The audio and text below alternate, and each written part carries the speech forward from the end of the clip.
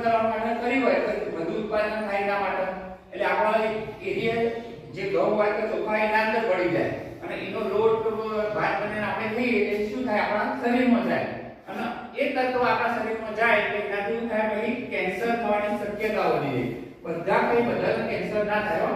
એના કોષમાં સૌથી વધુ જરૂરી શું હોય ઓક્સિજન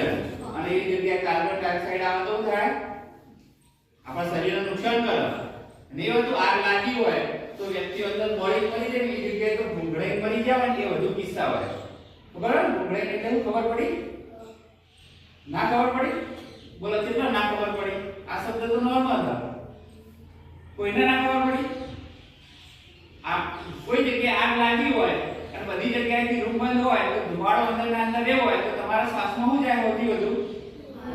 ધુમાડો અને ધુમાડો આપણા લાયક માપક આવે કરી આપણે શું જોઈએ ઓક્સિજનની જરૂર હોય અને ધુમાડો કયો હોય કે વાયુ કહેવાય કાર્બન ડાયોક્સાઇડ આપણા અંદર જાય એટલે આપણે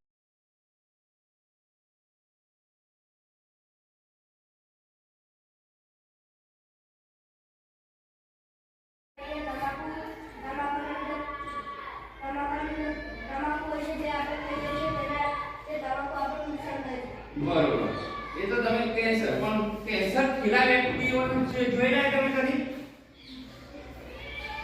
કોઈના ઘેર કોઈ આજુબાજુ કોઈ મોભી હોય તો પેલા દાદા કેન્સર થયું બોલો હા તો કેવું હતું એમના હા જો આ એક વસ્તુ કેન્સર થયેલો વ્યક્તિ હોય ને એને તમે જોઈ પણ ના શકો આપણે એમના જે જગ્યાએ કેન્સર થયો ને એ જગ્યાએ બ્લડ આવતું હોય પરું આવતું હોય પીડા પડ્યા હોય એ બધું થાય પછી એ વ્યક્તિની કાર્ય કરવાની ક્ષમતા ઘટી જાય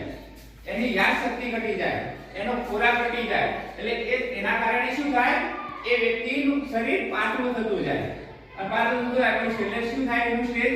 મરણ પામે કેન્સરની ઘણી બધી દવાઓ શોધવાની પણ જે અક્ષીર કહેવાય ને તો જે ગળ્યા પછી તરત મટી જાય